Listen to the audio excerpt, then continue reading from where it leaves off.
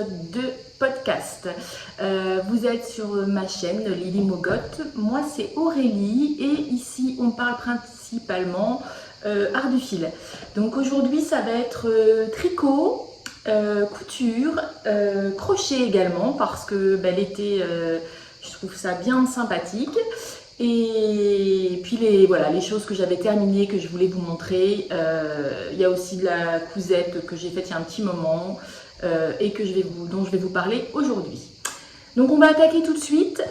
Alors on va peut-être commencer par ce que je porte. Alors celles qui suivent tous mes épisodes, d'ailleurs bienvenue à celles et ceux qui débarqueraient ici sur cette chaîne. Vous êtes les bienvenus et puis merci d'être toujours de plus en plus nombreux. Donc, ceux qui me connaissent savent que j'ai un véritable engouement pour Atelier Scamic depuis ses débuts. Et donc, j'avais le patron Mojo, et ça, c'est encore une version du patron Mojo. Donc, je vous avais montré le tissu une dernière fois, puisque c'est un tissu que j'avais acheté chez Callison, qui est légèrement brillant, qui est un petit peu brillant lamé. Ça se voit à peine. Et donc, ça, c'est ma dernière version. Donc, moi, j'ai fait encore... version col V, cette fois-ci avec la petite piqûre ici, les mancherons, je ne fais pas les manches, et je fais une taille 40 pour mon 38 habituel, et ça me permet d'avoir un t-shirt un petit peu, un petit peu large, que j'aime beaucoup. Alors ce tissu, c'est un jersey de chez Callison, donc une boutique de tissu à Aix-en-Provence que vous pouvez retrouver en ligne, et qui est vraiment hyper léger. Et il pique pas, hein, même s'il y a un petit peu de lamé, et il est très agréable. Comme d'habitude, rien à dire. Voilà. Mais vous pouvez retrouver, je parle longuement du Mojo dans je pense, le dernier épisode ou l'avant-dernier. Voilà, donc rien de surprenant. Et j'ai enfin cousu ce tissu. Alors, on va commencer par la partie tricot. En tricot, alors je vais commencer par vous montrer ce qui était fini, mais où il me manquait des petites bricoles. Donc, alors je me rends compte d'ailleurs qu'il reste un fil par rentrer dans la manche. Mais je vous ai montré la dernière fois mon gilet parodia. Mon gilet parodia, donc que j'ai tricoté en double fil de mohair et soie de coloris Pékin de chez Madeleine et Philibert. Donc voilà, il est parfait, hein, vous l'avez déjà vu, je vous l'ai déjà montré et bien expliqué la dernière fois. Depuis, je l'ai bloqué. Et je lui ai trouvé ces petits boutons. Voilà, donc c'est des petits boutons de mon stock. En triant, je suis retombée sur des boutons rouges. Et ce sont des boutons, alors je ne sais pas si on voit trop. Là, on est en plein mois de juillet. Ma maison est plein sud. Il fait 35 degrés dehors. D'ailleurs, je pense que la fenêtre est ouverte. Enfin, la fenêtre est ouverte, vous entendez les cigales, mais... Bon voilà, j'avais pas envie de mettre la climatisation et la luminosité, j'ai un peu baissé, mais c'est vrai que c'est très clair, donc les couleurs ne seront peut-être pas forcément... Voilà, donc des petits boutons à paillettes et qui font vraiment très très bien. Voilà, donc cette fois-ci, il est vraiment complètement terminé et il sera parfait pour cet automne, puisque je l'ai mis pendant le printemps, puisque cette année, comme tout le monde, nous avons eu un printemps un petit peu plus long. Mais avec ces boutons maintenant, vraiment, je vais peut-être me mettre de ce côté-là pour que vous voyez. Mais avec ces boutons, voilà, il est impeccable et vraiment terminé. Donc bon voilà, ça c'était juste pour vous montrer que j'avais enfin posé des boutons. Mais vous pouvez le retrouver les explications de ce patron, de mes galères, dans le précédent épisode. Mais c'est vrai que bloqué, il rend vraiment très très bien. Le seul petit bémol que je mettrais, c'est que mes manches au blocage se sont un petit peu... comme on commençait les manches par le bas, mes manches se sont un petit peu agrandies. J'ai trouvé que les côtes étaient peut-être pas assez resserrées, donc peut-être que avant l'automne, je passerai un petit élastique pour que ça me resserre quand même un petit peu plus au niveau des poignets. Mais bon, sinon il est vraiment, pour le coup, il est parfait. Je pense qu'il sera beaucoup porté. Je l'ai déjà pas mal porté au printemps, mais voilà, ces petits boutons sont posés. Je peux le ranger pour l'été et je n'aurai plus qu'à le ressortir à l'automne. Alors, en tricot, dans les nouveautés, qui n'était pas prévu au dernier épisode, donc je ne vous en ai pas parlé. Je me suis lancée dans...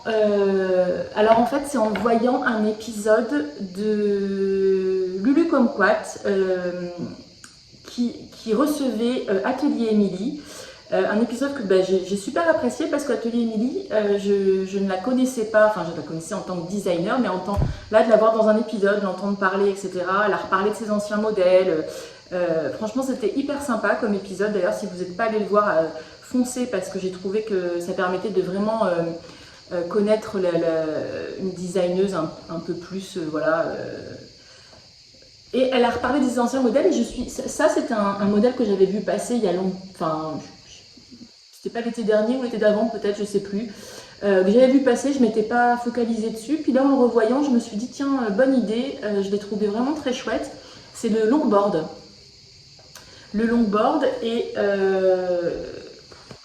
je me suis régalée à le faire, donc moi j'avais un après-midi tricot au Chat qui tricote et j'ai acheté les cotons, je crois que c'est Océania, que j'ai acheté au Chat qui tricote et j'ai fait cette version de pochette. Alors il me reste, il n'est pas entièrement fini puisque je vais le doubler, mais vraiment très sympa.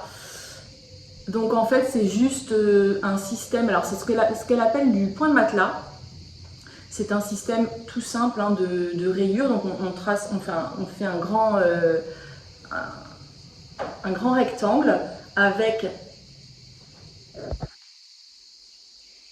Donc on fait un grand rectangle avec ces 6 bandes où on alterne les différentes couleurs. Donc moi j'ai un violet et puis ce jaune légèrement, peut-être pas fluo mais qui est quand même, voilà, qui est très sympa. Et puis ce rectangle, et puis ensuite on vient le coudre par l'intérieur, on le met endroit contre endroit, on vient le coudre un peu comme on veut, et puis faire cette bande là. Donc moi comme j'étais un peu short au niveau film, et d'ailleurs Émilie dit qu'on peut s'amuser en fait avec ce qui nous reste de coton ou de laine, hein. Vous pourriez très bien le faire en matière comme vous voulez. Donc moi j'ai mélangé mes deux fils. On fait cette petite bande qu'on vient rabattre et coudre sur l'intérieur. Enfin moi je l'ai rabattue en la tricotant avec mon rang de montage de cette petite bande de jersey. Et on insère dedans un fermoir appliqué. Donc alors Émilie en conseille, alors c'est un de 30 cm, hein, la pochette elle fait 30 cm. Émilie en conseille de 30 cm et c'était parfait. Moi j'ai trouvé le mien sur Rascol parce qu'en fouinant un petit peu c'était celui qui est arrivé le plus vite et qui était à un prix correct parce que je crois que j'ai dû le payer 7 ou 8 euros alors que ça peut varier jusqu'à 30 euros le fermoir et je trouvais que pour une pochette ça faisait un petit peu cher mais c'est hyper sympa. Voilà, donc il me reste à la doubler pour qu'elle soit vraiment bien finie, mais je me suis régalée à à tricoter cette pochette. Donc il y a il y a le cabas également sur le même modèle. Je sais pas si je ferai le cabas, je pense pas pour l'instant, mais peut-être je le ressortirai l'année prochaine. Elle le faisait en fil de lin de la droguerie, 100% lin. Ben voilà, moi j'ai utilisé du coton je crois que c'est du coton de chez Lang, il me semble. Bon, je vous mettrai si je vous dis des bêtises. Et il se tricote en 5,5, donc inutile de vous dire que c'est allé assez vite. Et ça me fait une petite pochette pour l'été, mais très sympa pour mettre quand on sort, mettre le portable, enfin les accessoires principaux. Voilà, bon, elle est quand même relativement grande. Ensuite, en tricot terminé, alors un autre que je n'avais pas, dont je vous avais pas parlé, qui n'était pas encore sur ma to-do list, on va dire, mais dont j'avais le patron depuis un moment, c'est le Weekend Sleepover V-neck de Petite Knit. Donc c'est ce petit sleepover, donc sans manches. J'avais ma laine de Wouliette que je voulais tricoter depuis un petit moment, que j'avais acheté quand elle était venue à Aix-en-Provence. Enfin, moi je l'avais acheté par internet, mais je l'avais repéré ce coloris. Et d'ailleurs, j'ai pas les étiquettes, je vais aller les chercher pour vous en parler. Donc voilà, j'ai retrouvé mes étiquettes de bouillettes et en même temps j'ai retrouvé le coton que j'ai utilisé pour ma pochette d'Atelier Émilie. Donc c'est l'organique coton, je vous ai dit que c'était de Rico Design. Essentiel organique coton, c'est de l'Aran, 100% bio, 50 grammes, 90 mètres. Donc rien à voir avec l'Océania dont je vous ai parlé. Mais voilà, vraiment un chouette coton, c'était très agréable à tricoter, je me suis régalée. Voilà. Et donc Woollette, pour le slip-over, j'ai utilisé sa doucette, donc qui est son mohair et soie, coloris Betty Blue. Voilà, Betty Blue, le mohair et soie Betty Blue, ainsi que sa base Portofino qui est 100% superwash mérino, calissé extra fine, 100 grammes pour 400 mètres. Donc une fingering et coloris Betty Blue également. Voilà. Et j'avais 2 écheveaux de chaque et il me reste tout ça. Donc il m'en a vraiment pas fallu beaucoup et je pense qu'avec ça j'ai vraiment de quoi me faire encore un joli projet. Donc je sais pas vraiment ce que j'en ferai, mais je pense qu'un accessoire pour l'hiver, etc. ça sera top. Alors cette couleur, franchement, elle est magnifique. Elle est un peu comme vous la voyez, c'est-à-dire que elle est violet, elle est assez foncée. Elle est assez foncée, mais en pleine lumière, elle a vraiment des nuances qui sont très jolies. Voilà, là vous la voyez peut-être. Donc dans le mohair, on devine le fil un petit peu blanc, mais ça donne, enfin j'ai adoré, c'était super doux, je me suis régalée et la couleur elle est vraiment splendide. Rien à voir avec l'ultraviolet de Yarn by Simone. Donc voilà ma version du slip-over. Alors si je vous le montre là, ça sera peut-être plus parlant pour vous. Du slip-over de petite knit. Donc là à contre-jour, bah, vous voyez, mais voilà, c'est un violet très profond. Vraiment, il est très très beau. Je l'adore. Alors, il se tricote. Alors moi, j'ai fait une taille M. Je voulais qu'il soit un petit peu large pour un tour de buste de 113 cm fini. C'est un échantillon de 15 mailles pour 20 rangs. Donc c'est allé également assez vite. Et je l'ai tricoté en aiguille 5,5.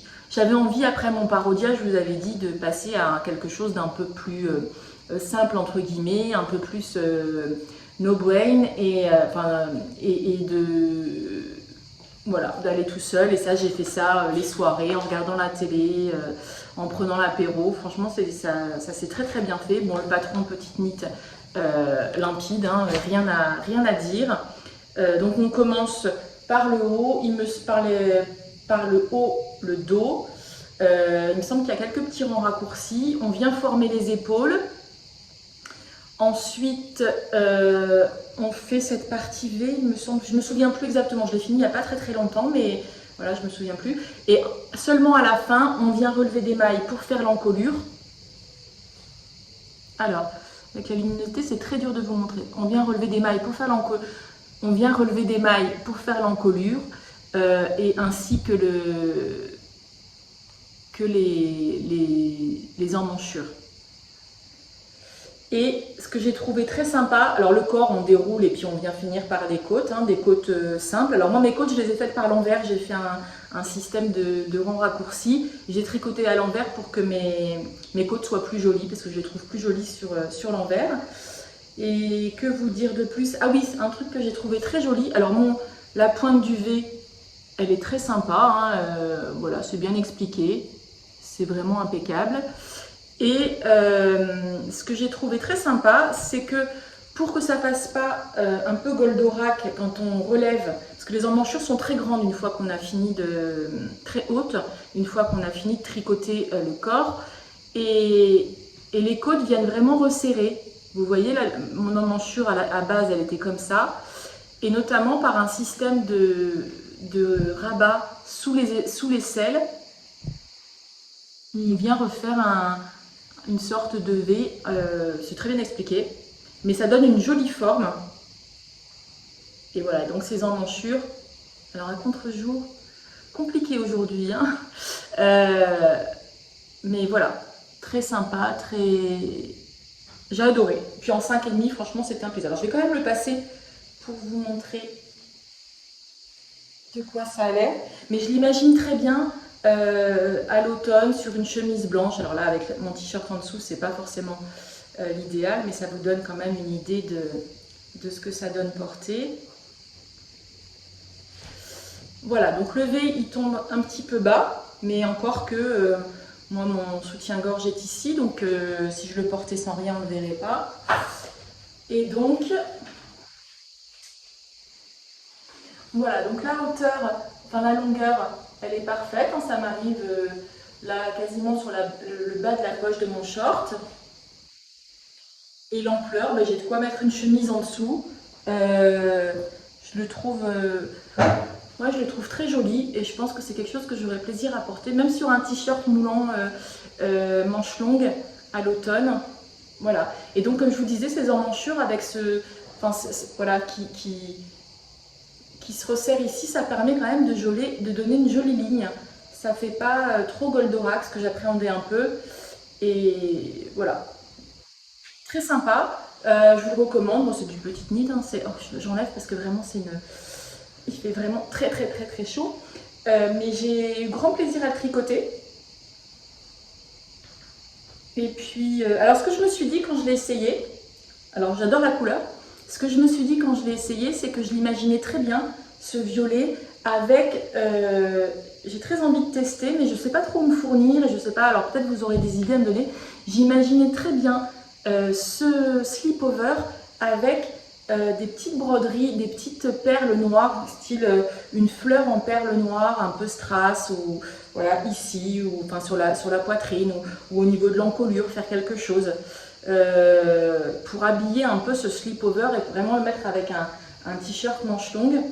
Peut-être je vais aller voir sur Perle & Co si je trouve un peu mon bonheur. Je voudrais la droguerie, nous c'est que, enfin il n'y a pas de droguerie sur Aix, donc il y a la droguerie à Marseille ou alors en ligne. Mais j'imagine bien, alors j'ai jamais cousu de perles, hein, donc j'imagine que c'est pas bien sorcier, mais je ferais bien un petit motif avec des perles noires strass. Et je me dis que ça ferait très très joli sur ce slip-over. Voilà. Du coup, le slip-over, je me suis dit que c'était un bon deal. Parce que facile à porter, on peut le mettre sur quelque chose quand on a envie d'être un peu plus décontracté et que ce soit pas... puis en plus, il n'y a pas les manches à tricoter. Enfin, je trouve que ça a tout pour lui. Vous verrez d'ailleurs que je suis en train de faire un test et que c'est également un slip-over. Mais je vais d'abord vous parler d'un autre projet tricot, alors qui est quasiment terminé, puisqu'il manque juste les boutons. Mais ça, je vous en avais parlé la dernière fois. C'est le pull nacre d'Atelier Émilie. Donc je vous en avais parlé que moi je tricotais en Flora de Drops et Kit Silk de Drops. Kit Silk que j'avais depuis longtemps, j'avais racheté, mais du coup c'était pas les mêmes lots et forcément j'ai été embêtée puisque mon noir n'était pas totalement noir et il y avait du gris. Donc si vous voulez voir, vous pouvez vous référer à mon dernier épisode. J'ai fini depuis le pull, je crois que je ne sais plus où j'en étais la dernière fois que je vous en ai parlé, mais j'étais allée jusqu'en bas quasiment, il me restait les manches à faire. Et ça me faisait une grosse démarcation de gris. Je m'étais dit donc j'avais laissé en plan un moment, puis je me suis dit il faut que je termine. Là j'essaie de terminer quand même mes encours pendant l'été. Puisque l'été, alors vous me direz j'ai tricoté, c'était le printemps, donc j'ai tricoté pas mal du mohair et soie, enfin de la déca, mais là il commence à faire vraiment chaud, c'est pour ça que je me suis mise un petit peu au crochet, mais je voulais quand même terminer mes encours. Et lui, je l'avais laissé de côté parce que je m'étais dit, il va peut-être falloir que je le défasse. Puis foutu pour foutu, je me suis dit, bon, je vais le surteindre en noir et je verrai ce que ça donne. Donc le pull nacre, c'est ce fameux col tunisien avec des petits boutons. Moi, j'ai fait une taille 3 ou 4, je ne me souviens plus. Enfin bon, bref. C'est un échantillon de 21 mailles par 30 rangs. Et je l'ai tricoté en 4 mm.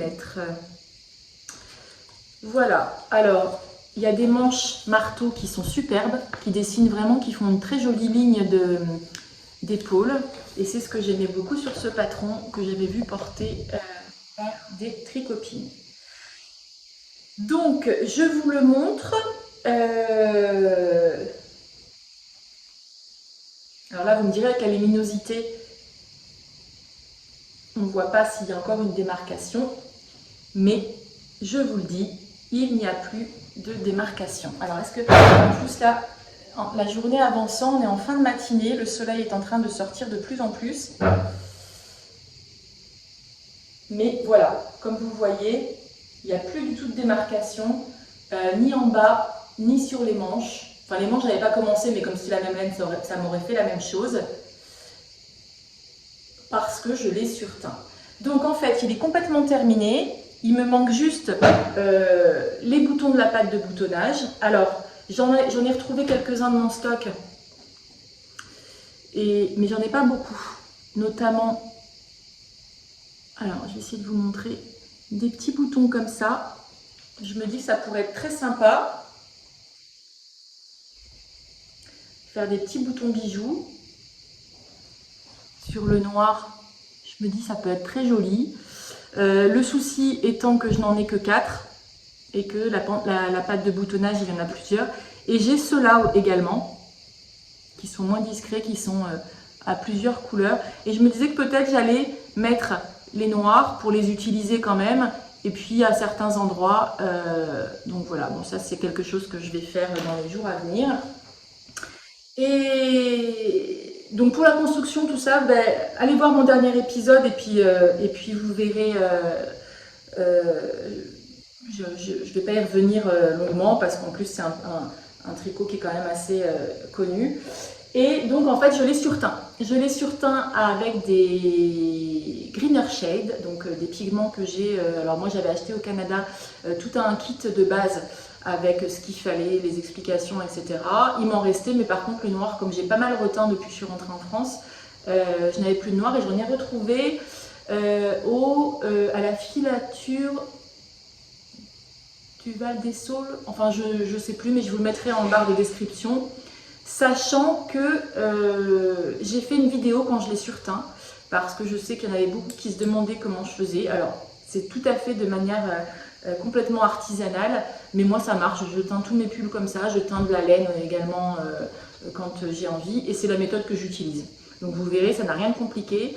Et je vous mettrai, j'ai filmé pendant que je le faisais. Alors à un moment j'ai eu un peu peur parce que la Flora, bon déjà c'est de la drops, alors j'ai rien à dire sur la qualité, mais la Flora il y a de l'alpaga. J'avais jamais teint de l'alpaga comme ça, et je me disais ça se trouve, l'alpaga c'est quand même assez fragile, et j'avais peur que, je me suis dit ça se trouve je vais flinguer mon pull et ça va feutrer.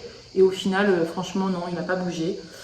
Donc je suis contente et j'ai sauvé ce pull. Et pour le coup, de l'avoir surteint en noir, alors là c'est de pire en pire l'exposition avec...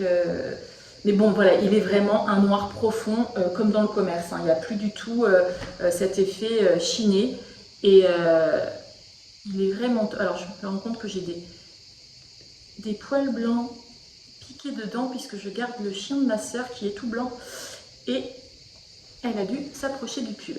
Voilà, donc un super pull que je vais beaucoup porter. Et à la base, ce pull, l'année dernière, d'ailleurs c'est dans un de mes épisodes de l'hiver dernier, j'avais fait la petite jupe de Aurélie Lapoule. Je crois que c'est la jupe Hervé, je sais plus, une mini jupe. Et j'avais prévu, donc dans la même base, hein, Flora et Kit Seal de Drops. Et clairement, j'avais prévu de se faire ce pull-là, donc j'aurais mis 1 an à faire le pull, mais j'aurais commencé le pull et je l'aurais oublié. Mais cet hiver, je voudrais porter ma petite jupe en laine, ma mini-jupe avec des collants opaques, des boots ou quoi, et ce gros pull par-dessus. Je me dis ça, j'aurai tout l'ensemble en fait, mini-jupe et pull. Donc je vais quand même le passer, malgré les 35 degrés, pour vous. Alors, il me reste encore les fils là que j'ai pas rentrés. Mais voilà. Donc mes manches, elles sont bien longues. Alors là, il n'y a pas les boutons, mais la pâte de boutonnage, elle est impeccable. Voilà, ça me fait un pull plutôt, la longueur elle est bien. Il est un petit peu large hein, puisque moi mes aisselles sont ici. Donc vous voyez, j'ai quand même choisi une taille un peu grande puisque comme je voulais le porter avec ma petite jupe, je voulais qu'il soit un petit peu large. J'adore, franchement. Et la longueur des manches, vous voyez, ça fait juste les plis comme j'aime quand on les porte un petit peu décontracts.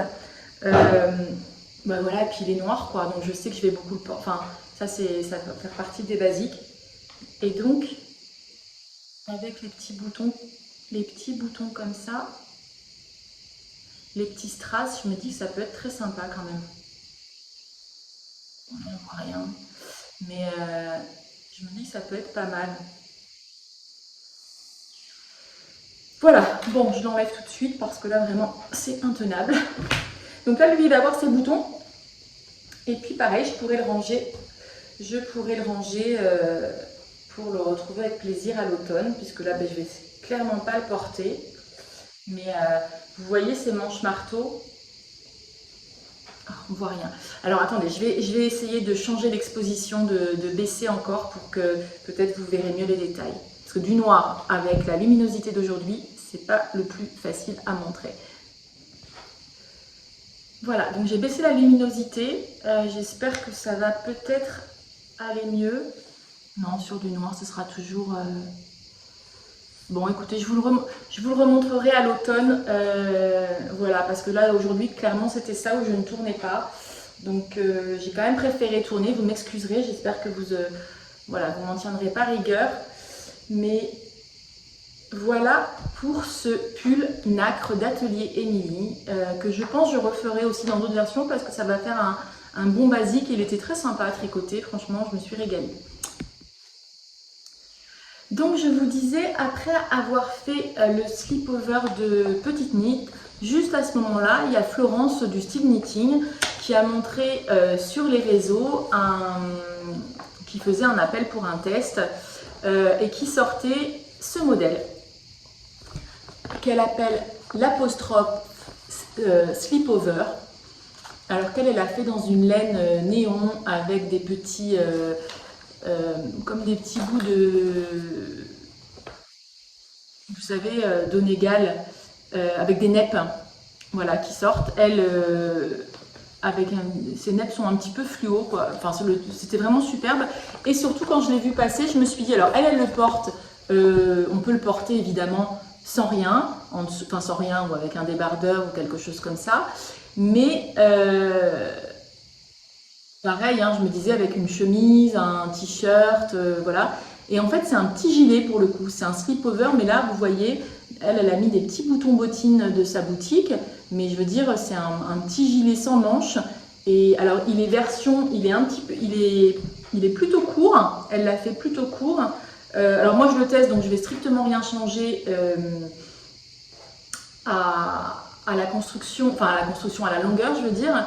Puisqu'en plus avec Florence on fait quasiment la même taille, donc bon, si ça lui va, moi je sais qu'en général j'ai tendance à rallonger un petit peu parce que j'aime bien que ce soit un peu plus long, mais pour le coup je me dis que ça peut être aussi un autre style et j'aime beaucoup le style de ce qu'elle fait, donc voilà, je fais confiance à fond et voilà.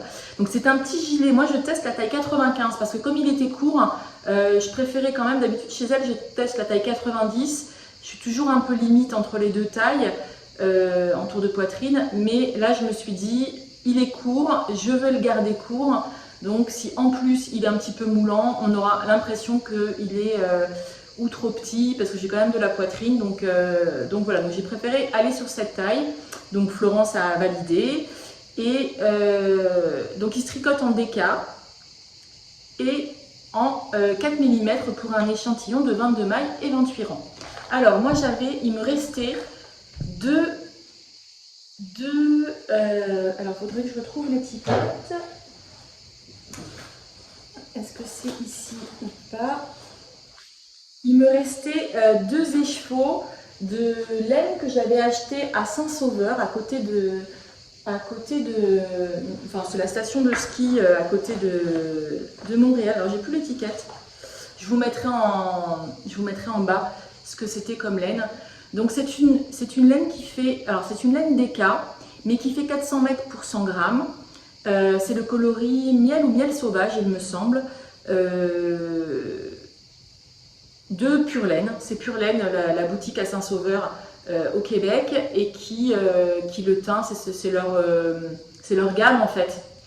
Et c'est un fil qui était, je vous en ai déjà parlé parce que j'en avais ramené, c'est pas le premier ouvrage que je fais avec cette laine. Il y a de l'alpaga, il me semble, il y a un peu de coton, il y a de la laine. Moi, je vous dirai tout, je vous mets tout ça en bas. Évidemment, vous pouvez retrouver en barre de description tous les modèles, les liens vers les modèles dont je vous parle. Mais donc, il me restait 2 échevaux de cette base que j'avais tricoté, mais il m'en restait 2. Avec 2, je ne pouvais pas faire grand chose, et je me suis dit, banco, c'est exactement ce qu'il va me falloir pour le test de ce slipover apostrophe. Donc, alors déjà, il est hyper plaisant à tricoter, puisque, alors, les patrons de Florence, comme vous le savez, je ne sais pas si vous avez déjà tricoté, mais en tout cas, ils sont hyper bien expliqués, hein, tout est limpide. Clairement, c'est un test, on vérifie qu'elle n'ait pas fait quelques boulettes de frappe, mais là, il n'y a rien à dire, on n'a rien corrigé. Pour l'instant, tout roule. Voilà, et moi, j'en suis là. Donc, en fait, on commence par faire une partie du dos. On a mis les mailles en attente, on vient faire l'autre partie. Ensuite, on vient faire les deux petits demi devant, et puis on continue et on vient rejoindre. Mais du coup, dans le dos, ça fait vraiment une finition, enfin ça va être vraiment aux petits oignons, hein, puisque vous voyez, il y a cette bande du dos, et après on repart dans ce sens-là, en aller-retour, puisque c'est un gilet. Donc moi j'en suis, là j'ai terminé, donc en plus il va très très vite, hein, parce que on n'a pas, comme il est court, on n'a pas une très grande, voilà, moi j'ai terminé, là je dois arriver à la partie où je vais faire les côtes. Alors vous me direz, il a l'air très court, mais en fait c'est parce que pour l'instant, mes emmanchures sont gigantesques, hein, vous voyez. En fait, quand je le mets sur moi, là la taille de mon short en jean est ici, les côtes, ça va, au final, la poche, le haut de ma poche de jean est ici, avec les côtes, ça va pas, il n'est pas si court que ça.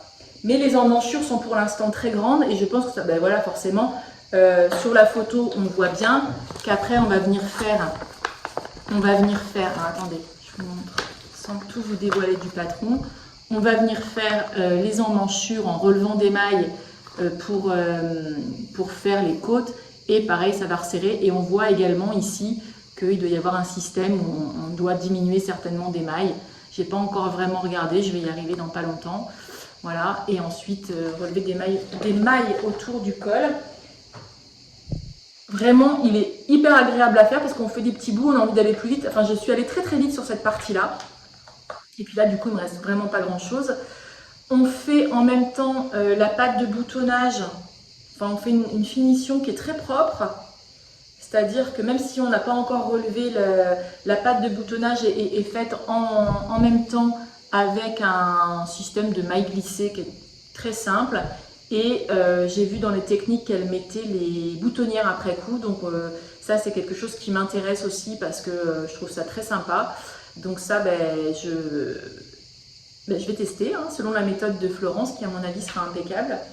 Et puis, j'aurai mon petit slipover. Donc ça, je vais le reprendre. Je pense que j'en ai pas pour très longtemps à le terminer. J'imagine que c'est un modèle qui va sortir à la rentrée ou à l'automne, puisque nous, je crois qu'on a une deadline pour rendre, qui doit être mi-août ou fin août, je sais plus. Donc voilà, donc un modèle mais qui, je pense, sera vraiment parfait pour la rentrée. Voilà, donc moi, il était dans mon sac, il est un peu froissé. Mais je pense que ça va être très joli. Et ce coloris, voilà, ça me permet d'utiliser cette laine que j'avais dans mon stock et que j'aime beaucoup, voilà, qui en plus a une saveur particulière, comme c'est une de mes dernières laines enfin voilà, un de mes derniers restes du Québec, voilà, qui est cher à mon cœur, donc je suis ravie. Voilà. Donc je vous en reparlerai la prochaine fois parce que j'imagine que prochain épisode, cet encours sera terminé. Enfin, mais il le faut puisque c'est un test. Voilà donc pour ce gilet apostrophe. Donc je vous en reparlerai fini, puis je vous en reparlerai au moment de la sortie. Je vous indiquerai tout ça. Donc en tricot, ben, c'est tout, enfin c'est tout, c'est beaucoup, hein, mais il y avait quand même des choses où il ne restait pas grand-chose à faire. Et puis ben, j'ai refait un tricoté un après-midi au chat qui tricote avec les tricopines. En général, ça finit toujours mal avec elle, puisqu'il y en a toujours une qui vient avec un trop beau pull, un trop beau sac, enfin voilà. Et cette fois-ci, c'était Sigrun. D'ailleurs, si tu passes par là, je te fais un coucou. Et elle avait un sac en crochet, donc où elle avait son sac en cours, qui était splendide. On a tout craqué dessus. Et pendant qu'on était dans la boutique, en fait, on a choisi nos cotons. On s'est un peu tout chauffé et ça s'est terminé en mini-cale, je dirais, mini-cale crochet. Et donc, on s'est toutes lancées là-dedans. Alors, je vais vous montrer le patron. Donc, et en plus, fatalité, il y en avait une autre tricopine qui l'avait fait. Donc, c'était Nadia qui avait fait une version aussi qui était topissime parce que Sigrun, elle avait fait c'était le Kaba XL de Laetitia d'Albise. Donc, c'est ce patron-là, ce sac. Donc, Sigrun, elle avait fait la même version, mais avec des anses beaucoup plus grandes, ce qui lui faisait un sac porté, enfin un sac normal. Et j'ai vu une version d'une autre tricopine qui, elle, a fait cette version-là, version Kaba, avec l'anse un peu plus courte. Et je l'ai trouvée aussi splendide. Alors, je ne suis pas forcément fan des couleurs sur le modèle de présentation, mais vraiment, on a tout flashé. En vrai, il était splendide, son sac. Donc, nous avons toutes fait notre petit shopping au chat qui tricote. On est parti sur la base, donc en coton, hein, évidemment. On est parti sur la base Quattro de langue. Quattro de langue, qui est... Alors, je vais mettre mes lunettes parce que sinon, c'est écrit en trop petit. Donc, la Quattro de langue, c'est une base 100% coton, 50 grammes pour 120 mètres. Voilà. Donc, on a choisi nos différents coloris. Alors, je vais vous montrer quelques-uns de mes coloris. En même temps, il y en a qui me manquent puisque j'avais plus de... vous allez voir, j'ai super bien avancé. Et j'avais également pris du qui brille, donc en Ricorumi. Pareil, alors moi je l'ai pris argenté. Pareil, tout chez le chat qui tricote. Alors elle a un grand choix de couleurs dans ses cotons dans la Quattro. Donc ça, moi, ça va être ma couleur pour tout ce qui est entre les granny square et puis les bordures. Et puis j'ai fait une association entre ce bordeaux, ce fuchsia, du gris. Donc cette couleur, j'en ai mis un petit peu. Ce rose, comme ça. Et j'avais un vert, donc tout à l'heure je vous parlais du coton Océania et c'est là où je l'ai utilisé, un vert kaki qui m'a fait vraiment flasher. Donc en fait ce sac il a 19 granny square et puis après on vient reprendre et moi ça y est j'ai terminé tous mes granny, donc je vais vous les montrer. Alors, ça se crochette. Alors là, pour le coup, maintenant, je vais peut-être rechanger la luminosité parce que on est peut-être un peu trop foncé maintenant. Oh, je suis désolée, excusez-moi pour cet épisode. Bon, on dirait que c'est un petit peu mieux comme ça. On va voir ce que vous arrivez à voir. Donc, moi, j'ai fait mes 19 granny. Donc, 6 devant, 6 dos du cabas, 2 de chaque côté pour faire le rectangle et puis 3 en dessous. Donc, 19. Alors... Donc je vais vous les montrer, bon. Voilà mes granny square. Donc je crois que ça s'appelle les sans vous dire de bêtises, c'est Sunburst Granny Square. Voilà. Donc moi il y a du qui brille. Et c'est ce fameux kaki, donc là je suis allée au bout, donc mes derniers granny, il n'y en aura pas. Ce kaki que je trouvais vraiment très joli. Le violet, voilà, bon, celui-là c'est le même. En fait je les ai fait en double, notamment pour les 6 de devant et les 6 dos. Je me suis dit que je voulais le même avant et dos, puis après avec ce qui me restait de coton, j'ai fait je me suis dit qu'en dessous, c'était vraiment là où je faisais avec les restes, donc c'est ceux qui sont moins symétriques. Et voilà, et sinon je les ai fait 2 par 2 du coup. Voilà. Celui-là, c'est le même à peu près. Ça, c'est les 2 mêmes. Du qui brille. Il y en a 2. Pareil.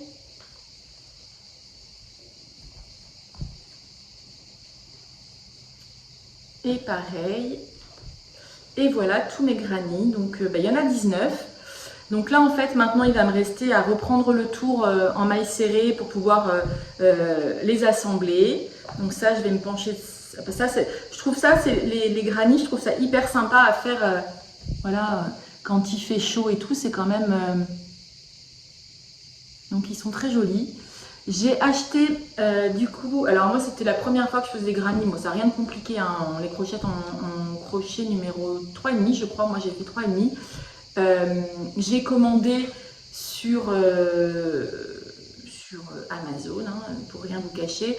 Vous savez, c'est parce que je savais pas comment les bloquer. Alors il y en a qui les bloquent à la pâte nouille, mais j'ai commandé un carré en bois avec des trous et comme ça vous pouvez vraiment les mettre. Alors moi j'ai commandé la version 30 cm par 30 cm parce que mine de rien mon granit il est quand même assez grand, hein, il doit bien faire 15 cm je pense, je sais pas, bon à la louche. Et sur ce carré de 30 cm, je vais pouvoir les bloquer, qu'ils soient vraiment tous à la même taille, parce que je pense que ça va être important pour que ce soit joli à la fin.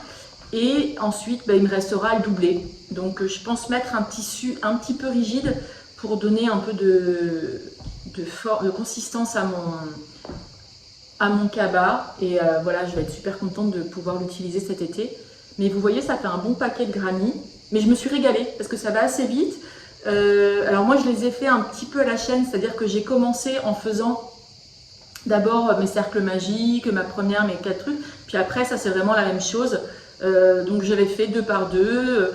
J'ai installé mes couleurs, j'avais un plateau en bois de cuisine où j'ai installé mes couleurs dans l'ordre et chaque granit en fait je faisais 2 en commençant par la première couleur et puis je décalais en fait chaque couleur pour arriver qu'il y ait une espèce d'homogénéité. Puis ce que je vous disais c'est que les 3-4 derniers, comme il me manquait, j'avais plus de vert, j'ai fait un peu à ma sauce, j'ai pris, mais bon c'est ceux que je mettrai en dessous je pense.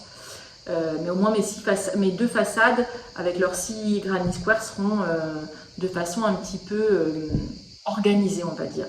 Alors dans ce patron, il y a des petites vidéos qui expliquent comment faire. Donc je dirais franchement quelqu'un qui débuterait au crochet, parce que moi vraiment au crochet je suis novice, ça fait pas longtemps que je m'y suis mise et en plus mais j'ai tout appris avec des patrons, hein, vraiment. Donc je vous mettrai la référence de ce patron, mais il est vraiment chouette. Et en plus c'est très à la mode en ce moment, hein. On le voit partout dans les magasins de façon pas donnée et en plus c'est vraiment agréable à faire. Donc nous avons fait ça avec les tricopines et puis en fouillant au chat qui tricote, chose que je vous déconseille fortement de faire puisque vous allez forcément trouver des choses, j'ai trouvé ça, j'ai trouvé ce livre. Alors ce livre, donc c'est Atelier Maille aux éditions Mango Plus, nouveau sac et panier au crochet. Et donc là, il n'y a que des pépites. Alors je ne sais pas s'il en reste parce que déjà les autres, il y en avait d'autres. J'étais la première à le voir, à le prendre. Non, je n'étais pas la première à le voir, mais vous voyez, il y a des modèles qui sont vraiment.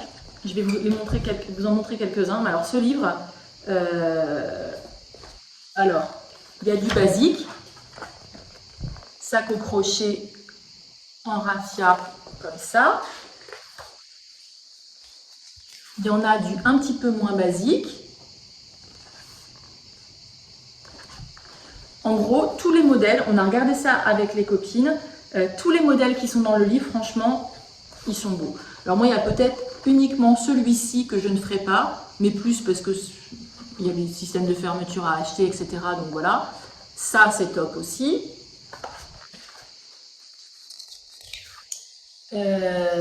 Ça, comme sac à projet de tricot, c'est top, hein. Ça, celui-là, ben voilà, super sympa. Celui-ci, lui. Bon, en gros, c'est que des modèles qui nous parlent, qu'on a vu passer chez des grands créateurs, enfin voilà, chez les Bâches, Maje, Cézanne. Celui-ci, il a son style aussi, hein, voilà, il est très sympa.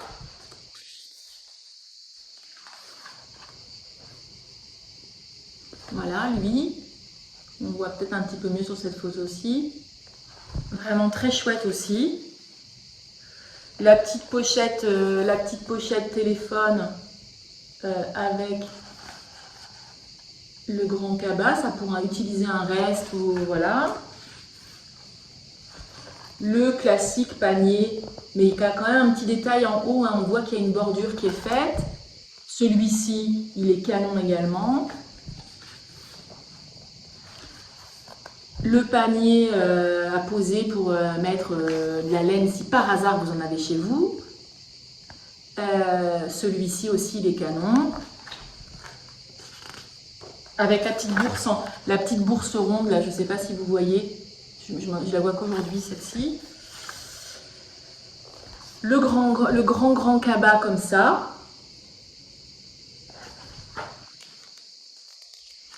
Je vous le montre parce que nous, on l'a regardé en long et en large. Alors, ça, c'est un modèle. Moi, j'ai celui-ci. Alors, tout le monde n'a pas craqué sur celui-ci. Moi, lui, je le trouve vraiment splendide. Alors, je ne l'imagine pas forcément avec... elle le porte avec une bandoulière qu'elle est venue accrocher. Mais je me dis même, juste avec les deux petites anses comme ça, ou avec des anses plus classiques sur les côtés pour mettre à l'épaule. Mais vous voyez le détail, c'est canon, hein. C'est canon. Et encore, donc il y a lui aussi. Il y a celui-ci avec des petits jours sur les côtés et sa petite pochette, son petit porte-monnaie à accrocher. Celui-ci avec juste, ne serait-ce que le système de petites anses en cuir comme ça rajouté autour avec une chute de cuir. C'est vraiment, je trouve que c'est un détail qui change tout. Et voilà. Alors le petit sac comme ça avec une partie en tissu, ça peut être super sympa. Celui-là, je pense pas que c'est quelque chose que je ferai. Lui, il est très joli aussi, avec un jeu de texture ou de... Voilà. Celui-là, pareil, ce système de cuir et de corde, je trouve ça canon. Et les derniers, alors lui, bon... Lui, il a des pompons, ça se discute, mais voilà. Encore un autre panier.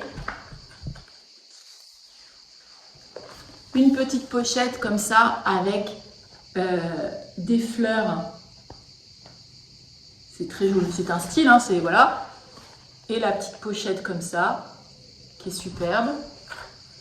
Et je crois que c'est tout, et c'est tout. Il y a aussi des explications, la base du crochet, et il y a également toutes les explications après. Donc voilà ce livre, il est canon. Il est canon, c'est que des modèles qu'on voit en magasin, etc. Franchement, tous les modèles me plaisent. Alors il y en a plus que d'autres, mais voilà. Et du coup, j'ai passé une commande sur Wool and the Gang, puisque c'est un fil que j'ai déjà crocheté. Donc moi, j'ai pas encore reçu ma commande. Moi, il me reste ça que j'avais dans mon stock. Wool and the Gang, ça c'est le coloris Tropestan. Mais il m'en reste qu'un seul rouleau. C'est le Rara Raffia et le coloris Tropestan. C'est du 100 grammes pour 250 mètres. Je trouve que c'est celui qui est le plus chouette à crocheter, que j'aime beaucoup. Mais celui-ci est un petit peu foncé. Puis j'en avais qu'un, donc j'ai recommandé du plus clair pour faire vraiment le coloris du sac. Donc ce livre, il est au prix de 18,95 €. Donc c'est Mango Édition. Toutes les techniques expliquées et 30 modèles à crocheter. Et vous voyez sur les 30, franchement, il y en a certainement que je ne ferai pas, mais je pense que ça, c'est pile poil dans la tendance. ouais, ils se sont, enfin, vraiment très beaux, un très très très chouette livre. Donc j'attends ma commande de Wolves and the Gang. Je vais déjà finir mon cabas en granit, mais je pense que je devrais le finir pas trop, enfin assez rapidement. Et puis je vais m'attaquer, dès que j'ai reçois ma commande, je vais m'attaquer au crochet d'un de ces sacs. Alors je ne sais pas encore par lequel je vais commencer, mais et même je me disais que j'allais en avoir d'avance et que j'en offrirai notamment pour Noël. Là c'est l'été, je vais crocheter. Je pense que je vais faire des petits sacs pour offrir à Noël et prendre de l'avance. Voilà, un autre livre, oh, je mange du moelle. Un autre livre dont je voulais vous parler, alors je ne vais pas vous parler du patchwork aujourd'hui, mais j'ai acheté ce livre de M comme Marie, puisque vous savez, comme je vous l'ai expliqué dans un dernier épisode, je me suis mise au patchwork au moment où j'ai changé ma machine à coudre. Et donc là c'est M comme Marie et Marie-Lorraine Duval-Arnoux. Et voilà, j'ai acheté ce livre pour faire des vestes matelassées en patchwork. Alors c'est pas trop de saison, je pense que j'ai lu le livre, je me suis penchée dessus, je pense que je vais y venir, mais c'est plutôt pour la rentrée. Donc là j'ai commencé à regarder les métrages, les tissus, je m'imagine bien une version en jean avec un tissu un petit peu contrastant. Donc ça c'est une de mes dernières acquisitions. Et donc là, il est au prix de 28,50 € aux éditions Erol. Et lui, pareil, j'adore et je pense que je vais beaucoup faire de choses dedans. Mais d'abord, place au crochet. Voilà, bah écoutez, pour le crochet et le tricot, je pense qu'on en a terminé. Et puis, nous allons passer à la partie couture. Ah oui, je vous mettrai en fin de vidéo, je pense, la partie teinture de mon pull nacre pour vous montrer vraiment comment je procède. Hein. Vous me suivez avec moi dans ma cuisine avec mes angoisses du moment parce que j'étais pas sûre que ça marche, mais comme, enfin voilà, au final le pull est impeccable. Voilà, donc on va passer à la partie couture. Alors en couture, je crois que je vais pas, la vidéo est déjà très longue, donc je pense que je vais pas encore vous montrer tout ce que j'avais prévu de vous montrer, mais j'ai quand même voilà, des choses que j'ai cousues récemment. Et alors attendez, on va commencer dans ce sens-là. Des choses que j'ai cousues récemment dont je voulais vous parler. Donc j'avais fait une commande chez Saut Tissu. Qui est un magasin en ligne de tissus de grandes maisons de luxe qui sont bradés, hein, puisque moi je crois que notamment le tissu que je vais vous montrer qui est d'une qualité de dingue. Alors lui je ne sais pas de quelle maison il vient, mais je crois que j'ai dû le payer 11 € le mètre. Il m'a fallu 1,50 m, pas tout à fait, pour le projet que je vais vous montrer. J'en ai fait plusieurs, mais j'ai fait pour mon mari. Donc ça, je vous l'ai déjà montré parce que je l'ai déjà fait l'année dernière. C'est mon patron basique de chemise pour hommes. C'est la chemise l'élégant DBG. Elle est hyper bien coupée. Moi, je sais qu'elle convient. L'avantage, c'est qu'en plus, maintenant, mes 3 garçons, puisque moi, j'ai un garçon qui a 20 ans passés et des jumeaux de 17, plus mon mari, ils mettent tous la même taille de chemise. Donc, vous imaginez bien qu'une fois que le patron est découpé, c'est rentabilisé à mort. Et je fais pour tout le monde la même chose. Moi, je leur fais une taille M, il me semble. Ouais, c'est ça. C'est un patron qui va de la taille XS à XXL. Les explications sont aux petits oignons dans le livret. En plus, pour des points un peu plus techniques, il y a des petites vidéos. Franchement, c'est hyper bien fait. C'est un col qui est assez moderne. On peut faire la version fente capucine ou alors plus simple. Enfin voilà, moi c'est mon patron de chemise. Il y a un petit scratch sur la pochette en plastique, c'est hyper bien fait. Alors je vais vous sortir le livret pour vous montrer. Moi j'utilise que le livret parce qu'en plus je l'ai cousu tellement de fois que maintenant je me balade avec. Mais voilà, donc le dessin technique. On peut faire une version cintrée avec 2 pinces dans le dos. Ou alors moi la version que je fais à mes garçons et à mon mari, c'est avec le pli en haut, un pli plat, voilà, système du burrito pour la partie haut dos, donc les finitions sont impeccables. Et donc chez Saut Tissu, j'avais commandé cette popeline, ce tissu de chemise qui est beige avec ces palmiers. Donc ça c'est la version pour mon mari. J'avais aussi également commandé du... Mais les jumeaux cette année avaient leur oral du bac de français, puisqu'ils ils étaient en première. Et je leur ai fait chacun 2 chemises. Et mon grand qui voulait une chemise, alors lui pour sortir, enfin en tout cas pour voilà, lui je lui ai fait une version rayée pareil avec un tissu de chez Sotissu qui était dingue, mais il est parti avec là, il est pas là cette semaine et il est parti avec. Donc cette chemise, vous la voyez, le tissu il est canon, ça fait des contracts mais voilà. Sur la manche, vous avez 2 plis ici. Moi j'ai fait la fente capucin. Vous voyez mes raccords sont plutôt pas mal parce que je sais que quand on ferme le bouton, je m'étais arrangé pour que les palmiers, voilà, les palmiers tombent en face. Vous voyez là, ici, hop, quand le bouton est fermé, donc des petits boutons que j'ai récupérés sur des vieilles chemises.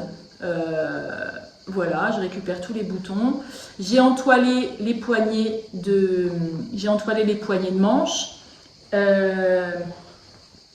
Donc le pli dont je vous parlais dans le dos, vous le voyez, c'est ça, mais ça se donne surtout de l'aisance dans le dos et ça permet aussi, je trouve que ça fait une coupe un peu plus décontracte.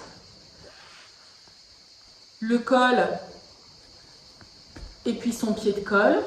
Alors moi je ne me suis pas embêtée, comme je les ai un peu faites à la chaîne, les chemises, vous pouvez coudre l'intérieur du pied de colle à la main. Moi je l'ai cousu à la machine, hein. J'ai donc montré sur le pied de colle, vous voyez, j'ai ma petite ligne à 2 mm de la couture. Franchement c'est nickel, on n'y voit que du feu.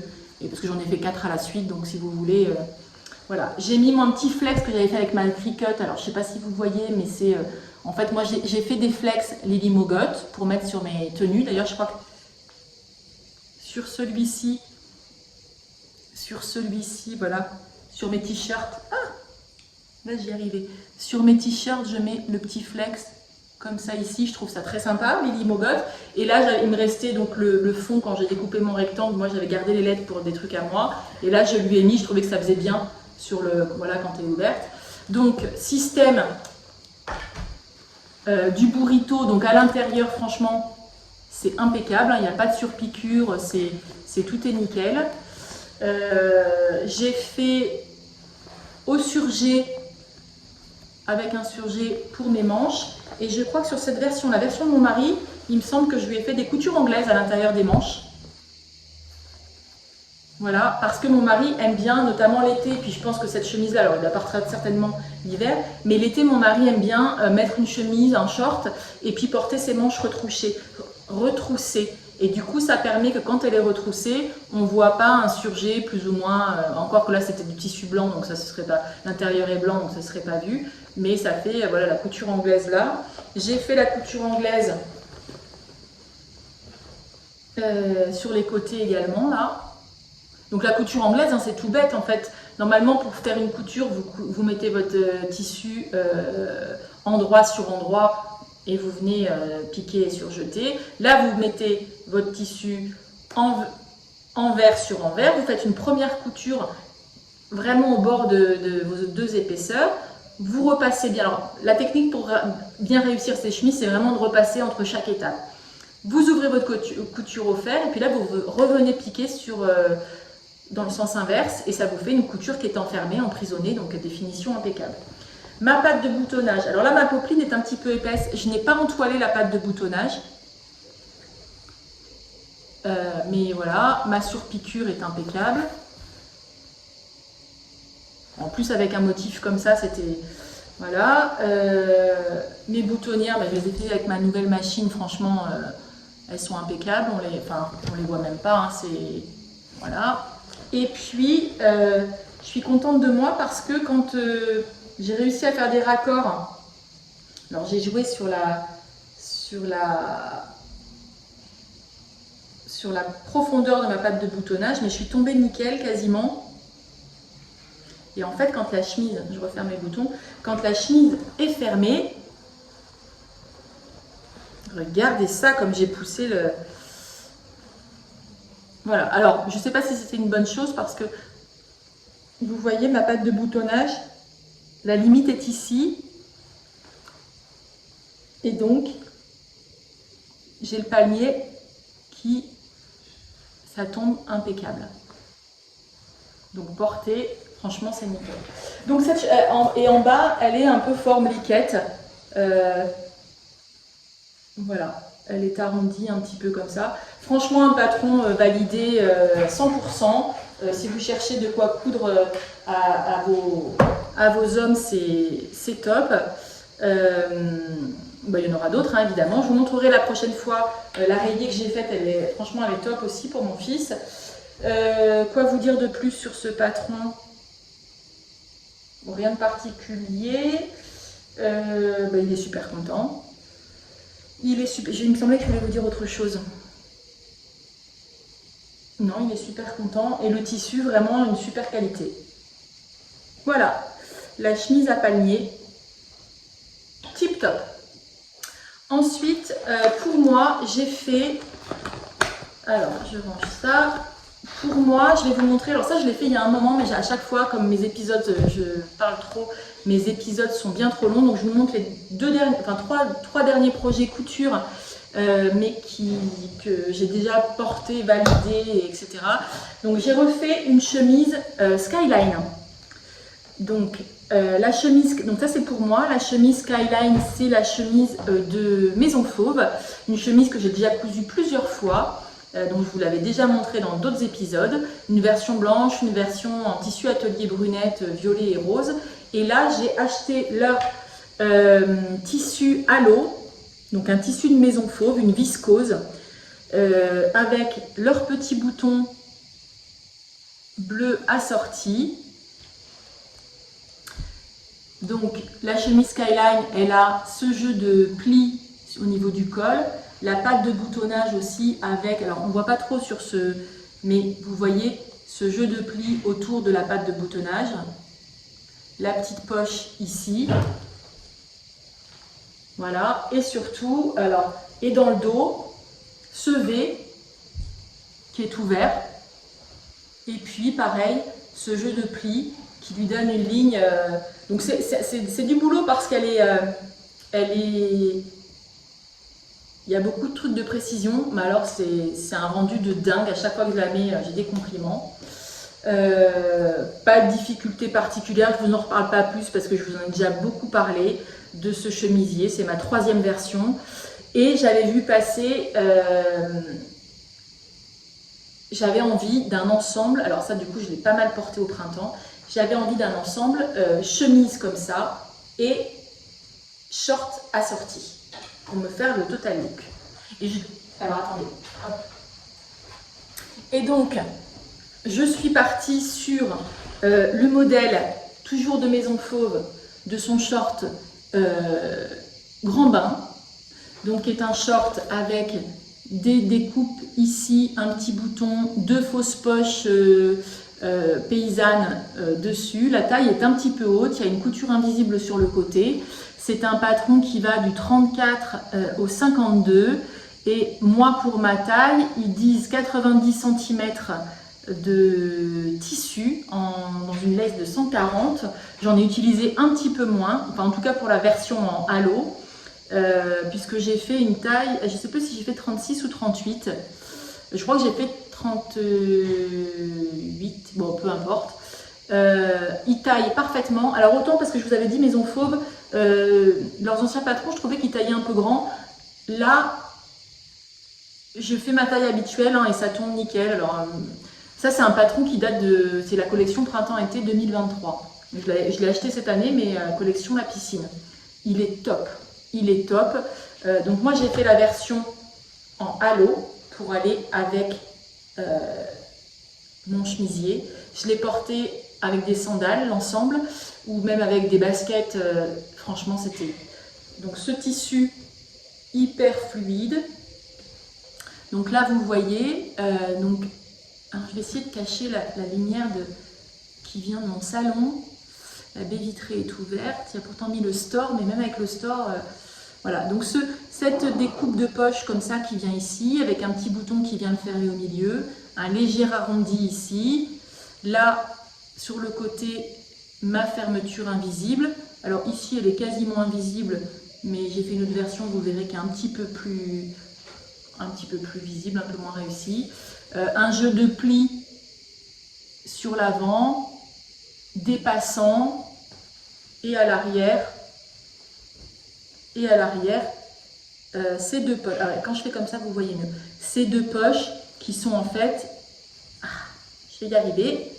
Désolée hein, pour la luminosité et tout, mais voilà, qui sont en fait juste des fausses poches. Et il y a aussi, pareil, un système de pinces.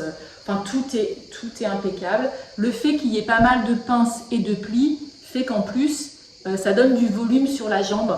Donc, je trouve que ce modèle est vraiment très saillant. C'est-à-dire qu'à la taille, il est assez près du corps, mais c'est un peu large en fait, donc il fait assez décontracte. Franchement, il est top. Et quand je le porte avec ma chemise, vraiment, ça fait hyper sympa. C'était, voilà, je l'ai porté avec la chemise manche retroussée, pas manche retroussée.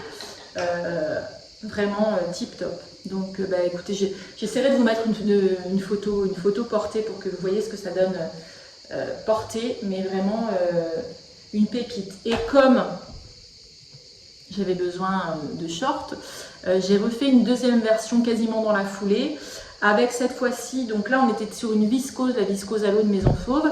Là j'ai refait une version, mais avec un sergé, une espèce de petite gabardine, enfin de la toile, que j'ai trouvé chez Callison. Alors là peut-être on verra mieux les plis, etc. Donc mon ceinture entoilée, c'est là où je vous disais que ma fermeture invisible est moins invisible. Voilà, on la voit, mais c'est pas catastrophique. Toujours ces fausses poches, les pinces, et sur l'avant, donc le milieu de mon short, là un premier pli, un deuxième, et cette poche donc, qui est arrondie, voilà comme ça, avec son petit bouton. Et cette fois-ci, j'ai fait une version avec un revers. J'ai rallongé le patron du short et j'ai fait un très gros revers. Et ça me fait un short, voilà. Alors je l'ai porté déjà avec ce t-shirt là. J'aime beaucoup ce short. Je suis super à l'aise dedans. Donc ça, c'est une toile que j'ai trouvée chez Callison à Aix-en-Provence. Donc vous pouvez le retrouver en ligne. Il me semble aussi l'avoir vu chez Rascol, ce tissu. Il est vraiment, alors je le trouve splendide, il est vraiment très sympa. Il n'a pas bougé au lavage, hein, j'ai rien à dire. La seule chose, c'est qu'il froisse un petit peu, mais bon, enfin au porté, c'était pas non plus. Voilà, il froisse quand même. Il froisse quand même plus. Alors la viscose, elle froisse, mais je sais pas, ça fait pas le même effet en fait quand ça froisse. Enfin voilà. Et celui-ci par contre, j'ai pas fait les passants sur la ceinture, parce que je savais que je le porterais pas avec une ceinture. Mais bon, au pire je pourrais toujours les rajouter.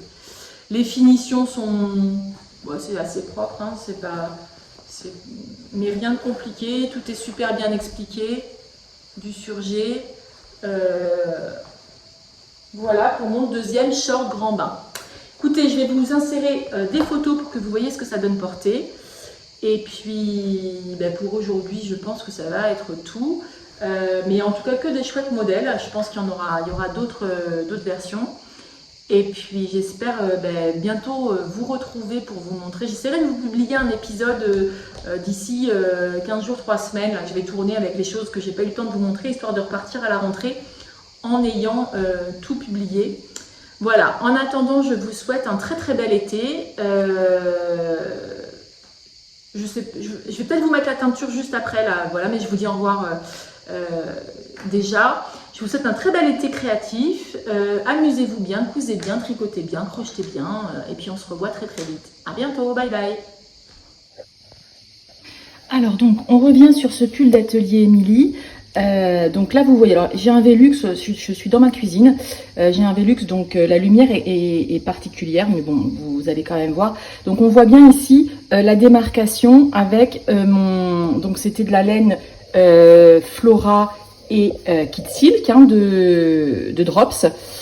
Voilà, et mon mohair, j'ai été tombée sur quelques pelotes donc qui étaient plus claires, qui étaient plus grises, et donc on voit la démarcation sur le corps de mon pull hein. Donc là j'ai fini les manches, etc.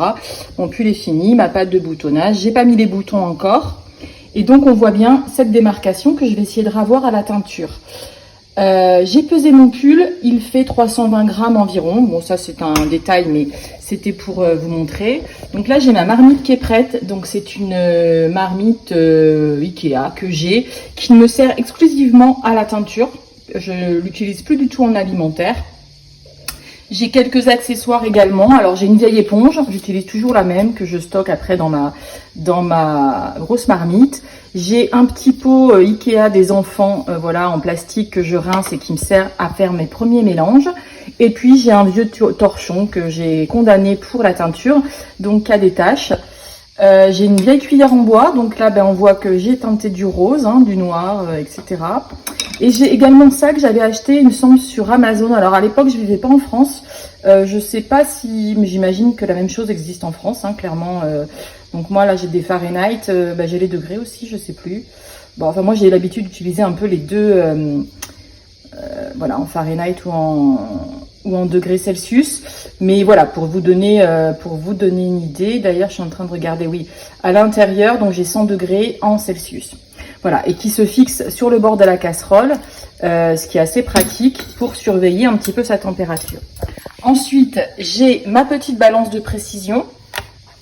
Donc, pareil, alors je l'avais acheté au Canada, mais je pense qu'on peut en trouver facilement. Enfin voilà, tout le monde en a.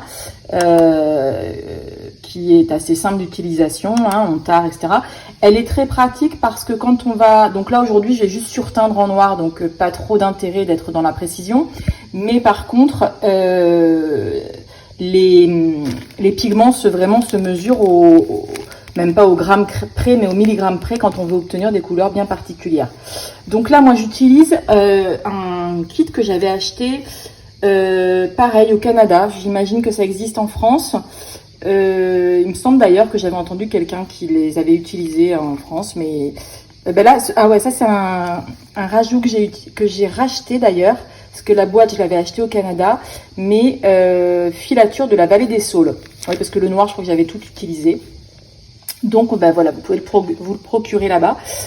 Donc ça ce sont les pigments noirs. J'ai aussi l'acide citrique, donc ça c'est ce qui me reste du Canada. Et voilà, donc on va commencer et je vais vous montrer comment je procède. Donc déjà je commence par remplir à température ambiante ma casserole. Donc ça je vais vous épargner, mais voilà, je mets et je vais mettre de l'eau à peu près comme vous voyez jusqu'à ce niveau là, ma casserole d'eau à température ambiante. Voilà. Donc j'ai rempli ma marmite d'eau température ambiante comme je vous disais, mais voilà, avec l'eau du robinet, hein, c'est pas au degré près. Et pour commencer, je vais déjà, alors j'utilise la même eau pour pas remplir X fois. Je vais commencer par par bien imbiber mon pull pour qu'il soit bien mouillé, donc ça dans l'eau claire, hein. Donc comme si on faisait un blocage, hein, comme quand on le rince à la fin puisque là vraiment je l'ai tricoté, j'ai encore rien fait. Donc je le mets dedans, je le laisse un petit peu, et puis je vais l'essorer. Enfin, je vais l'essorer, je vais vraiment le sortir de l'eau dans quelques secondes, et puis pour que la fibre soit bien imbibée d'eau, mais j'ai pas besoin que ce soit essoré en plein, puisque je vais le remettre ensuite dans la marmite. Donc voilà, je laisse tremper 2 minutes, et puis je vais l'essorer avant de le mettre dans une autre bassine. Donc là, mon pull, je l'ai remis dans une bassine. Je l'ai vaguement essoré, mais le but, c'est vraiment de pouvoir utiliser la même eau que dans ma marmite mais je le remettrai ensuite une fois que j'aurai mis mes pigments à l'intérieur. Clairement, je ne l'ai pas essoré comme quand je le mets à sécher après un blocage, hein, puisque là le but c'est juste que ma fibre elle soit bien imbibée de l'intérieur, quoi, pour que ça prenne partout pareil. Voilà, j'ai sorti ma petite balance, donc je vais l'allumer. Hop, alors je sais pas si vous voyez, je vais, donc là on est à 0, je m'étare hein, pour être sûr que voilà. Moi j'ai calculé que j'avais environ 300 grammes, alors c'est pas très pratique pour ouvrir mon petit sachet, parce que je tiens d'une main le téléphone. Alors donc normalement on manipule tout ça avec des gants, là clairement je fais ça un peu à l'arrache. Mais moi ça marche comme ça. Mes fenêtres sont ouvertes donc vous devez même entendre les cigales. Donc j'ai calculé que j'allais mettre environ 4 ou 5 grammes de pigment.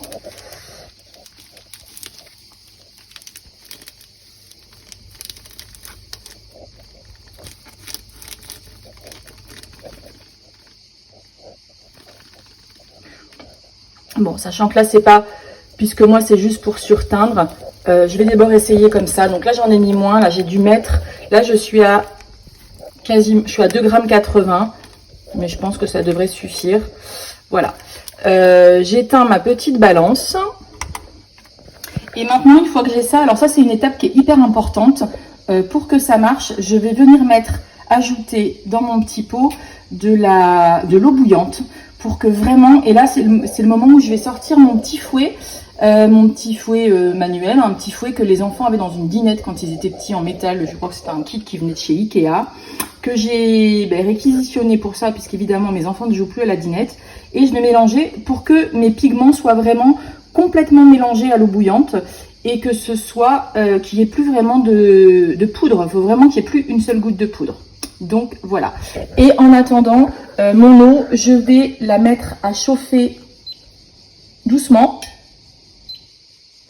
Je vais la mettre à chauffer, donc moi je vais mettre, je pense, sur 4, histoire qu'elle monte tout doucement en température, mais genre c'est plus qu'elle soit, voilà, elle va être à 40 degrés, elle va pas être, sachant qu'aujourd'hui il fait très chaud, je crois qu'il doit faire 34 degrés en ce moment. Voilà, donc je mets mon eau bouillante que je fais à part, hein, pas de la marmite, que je vais venir mettre dans mes pigments. Donc là j'ai mis mon eau très chaude dans mon petit bac. Je vais mélanger vraiment pour être sûre qu'il n'y ait plus aucune poudre. Voilà, parce que dans l'eau chaude, en fait, les pigments se diluent bien mieux. Donc c'est vraiment le seul but. Mais j'aurai encore la possibilité de le remettre après, de le remélanger avant de mettre mon pull dans la marmite. Donc là, je fais vraiment pour qu'il y ait le moins de grumeaux possible. Voilà, ça me paraît pas trop mal. Donc là, je prends, hop, et je vais venir vider. J'en profite pour rincer un petit peu mon bac. Ça me permet de nettoyer au max mon... Voilà. Donc je continue. Voilà, je fais ça d'une main, donc je vous reprends. Je vous montre une fois que c'est rincé. Donc voilà, j'ai versé tout mon petit mélange dans ma grosse marmite. Voilà, donc vous voyez, j'ai fait du rose les fois précédentes. Et là, je vais prendre cette fois... Donc là, mon eau, j'ai commencé à la chauffer un tout petit peu, hein, mais vraiment, c'est juste pour que ça se dilue bien. Et là, je vais venir remélanger mon eau, hein, c'est juste mon eau avec mon pigment. Et là, mes pigments devraient être bien dilués, bien mélangés. Mon eau est fraîche, elle est à peine plus chaude que la température ambiante. Hein. Là, c'est vraiment, on parle pour diluer comme ça. Donc voilà, ça me paraît bien homogène.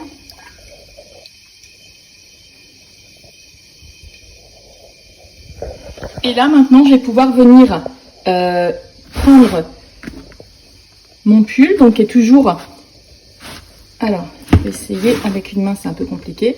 Qui est toujours, comme vous voyez, bien mouillé. Et je vais venir le mettre dans ma marmite.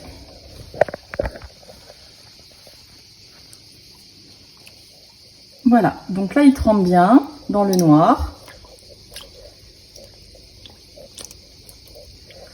Voilà, et c'est là où je vais commencer à surveiller un petit peu la température, puisque là il va monter tout doucement en température. Hein. Là, voilà, mon eau est pas froide, mais elle est à peine plus haute que la température ambiante. Hein. Et puis je vais attendre que ça monte. Donc là je vais installer mon thermomètre que je vais placer comme ça. Donc là, comme vous voyez, on est à on voit pas encore sur la graduation, mais vraiment on est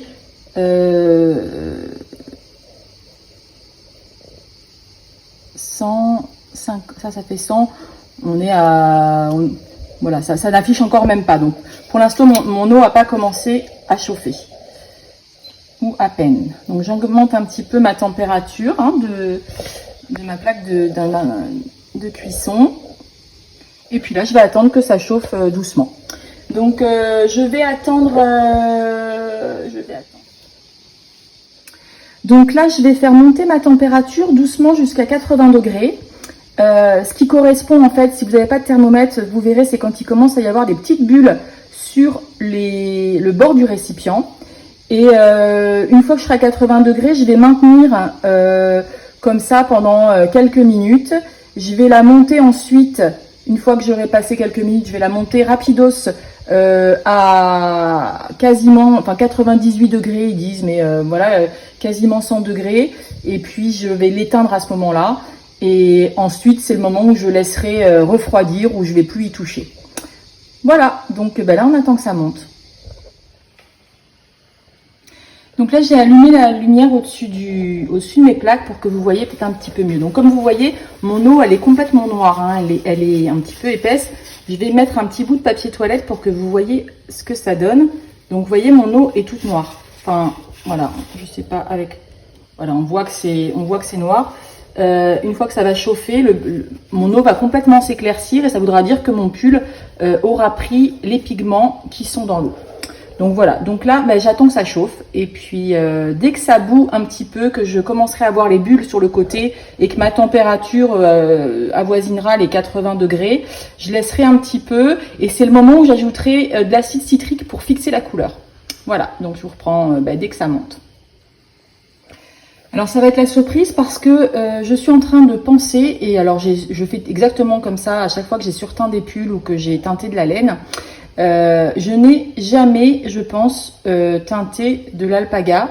Je sais que c'est un petit peu fragile, donc la Flora de Drops, elle est à base, alors attendez que je vous dise pas de bêtises, où est-ce que c'est noté? Alpaga et laine. Et ben donc ça va être un test parce que je sais que l'alpaga c'est quand même fragile. Donc on va voir ce que ça donne. Hein. Peut-être ce sera mon premier gros fail en teinture en direct live. Voilà. Bon là ma température monte et puis on attend encore un petit peu. Je surveille ça comme l'eau sur le feu quand même. Hein. Sachant qu'évidemment, donc là j'ai mis mes gants parce que je vais attaquer un petit peu, mais normalement les gants on les met dès le début. Évidemment, alors moi je suis dans une pièce où toutes les fenêtres sont ouvertes, donc c'est vraiment aéré. On est censé mettre un masque, je vous cache pas que je ne l'ai pas mis, et des lunettes de protection éventuellement. Bon, j'ai jamais eu besoin. Quand on fait très attention, voilà. Après, moi, mon plan de travail est noir, donc c'est vrai que j'ai quand même peu de chance avec du noir de taché, mais j'ai de la pierre au sol. Bon, voilà, faut quand même, c'est quand même un truc un peu sale, hein, donc vous pouvez protéger au mieux vos alentours. Et il est, voilà, fortement reconseillé de mettre un masque et de faire ça dans une pièce aérée. Voilà, de vous protéger parce que ça reste quand même des pigments qui sont hyper volatiles et j'imagine que c'est pas hyper sain. Donc là, ce que je fais, c'est vraiment... Alors, je manipule très peu mon pull. Juste, voilà, quand il y a des choses qui remontent un petit peu à la surface, je m'arrange pour les remettre sous le niveau de l'eau. Mais vraiment, sinon, je manipule quasiment pas. Hein. C'est vraiment... voilà, sachant que le but... Alors ça, pour le coup, c'est la première fois que j'essaie. Mon but, c'est quand même juste de revoir la démarcation. Donc, de la même façon, pour calculer, pour voir la quantité de pigment, j'ai vraiment fait au pifomètre. Parce que je cherchais pas une couleur particulière, quoi. Le but, c'était vraiment de mettre du noir. J'ose imaginer que si le reste de la laine est saturé, il n'y aura pas besoin enfin, ne prendra pas la teinture. Donc, bon, voilà, c'est laissé en live. De toute manière, je me posais la question sinon de défaire le pull.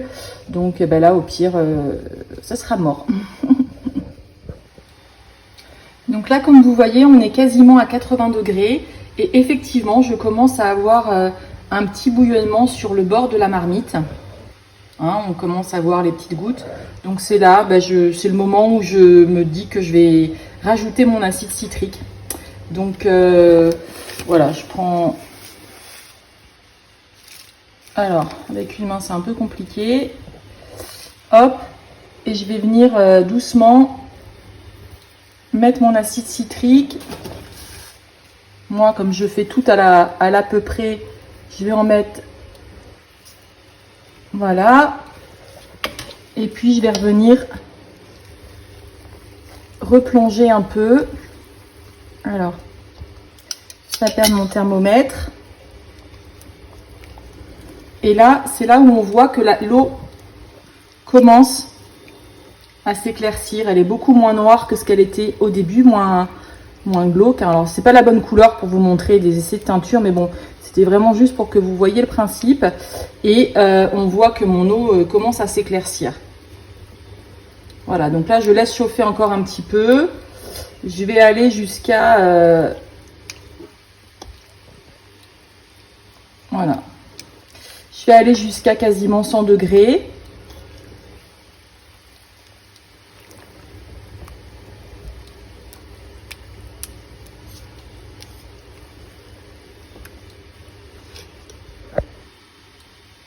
Donc là, on voit, hein, ça c'est tout à l'heure quand j'ai pris le noir. Et là, on va faire un petit essai. Vous voyez, là j'ai trempé et le pigment n'est déjà quasiment plus dans l'eau. Ça veut dire que le pull a quand même pas mal pris. Voilà. Je laisse chauffer encore un petit peu. Bon, comme vous voyez, je fais un peu tout à l'artisanal. Donc je vous conseille, alors je sais pas, ça se trouve c'est la première fois que je vous filme et au final c'est la fois où je vais flinguer mon ouvrage. Mais bon, de toute façon, il était un petit peu... je l'aurais pas porté, donc voilà. Ne faites pas ça, ne faites pas votre premier essai sur quelque chose auquel vous tenez comme à la prunelle de vos yeux, évidemment. J'imagine qu'il y a des techniques, peut-être plus, mais bon. Voilà, en gros, vous avez ma façon de faire, très artisanale. Allez, on attend encore un petit peu. Donc là, mon eau est arrivée quasiment, on n'est pas loin des 100 degrés. Donc c'est le moment où je vais couper mes plaques. Donc là, j'ai carrément éteint. Et puis voilà, et puis ça va... Alors, comme j'ai mis beaucoup de pigments et que ce pull était déjà noir, j'imagine que peut-être mon eau va pas être complètement claire parce que la fibre était déjà peut-être saturée en pigment. On va voir. Donc là maintenant, il me reste plus qu'à attendre entre guillemets que mon eau reprenne une température plus décente. Mais voilà, je laisse poser et puis je reviendrai dans 1 heure ou 2 voir comment c'est. Et je viderai un petit peu d'eau histoire d'être sûre que pour que ça refroidisse un peu plus vite, quoi. Forcément, s'il y a moins d'eau chaude, ça refroidira plus vite. Voilà. Donc là, pour que ça refroidisse un petit peu plus vite, je vais vider l'eau. Et comme vous voyez, l'eau, elle est limpide, elle est claire. Ça veut dire que le pull a pris la teinture noire, puisque ce qui sort est noir et blanc, enfin transparent. Donc voilà, là, j'enlève quand même pas mal d'eau. Comme il fait très chaud, au moins, mon pull, il va refroidir plus doucement. Et là maintenant j'ai plus qu'à attendre que ça refroidisse complètement. Donc là, mon pull était revenu à température ambiante, donc j'ai vidé toute l'eau. Je le re-rince un petit peu dans de l'eau claire voilà. Donc vous voyez, ça dégorge pas, hein. L'acide citrique a bien fait son effet, a bloqué la couleur. Il m'avait l'air pas trop mal. Maintenant, ça va être le séchage qui va dire. Donc là, il est bien rincé. Je vais mettre un petit peu d'eau calant, le laisser baigner un quart d'heure, 20 minutes. Et puis, je le bloquerai comme d'habitude sur un tapis. Puis, on attendra qu'il soit sec pour voir si la couleur, tout s'est passé comme je voulais. Voilà, à plus tard pour voir le rendu final.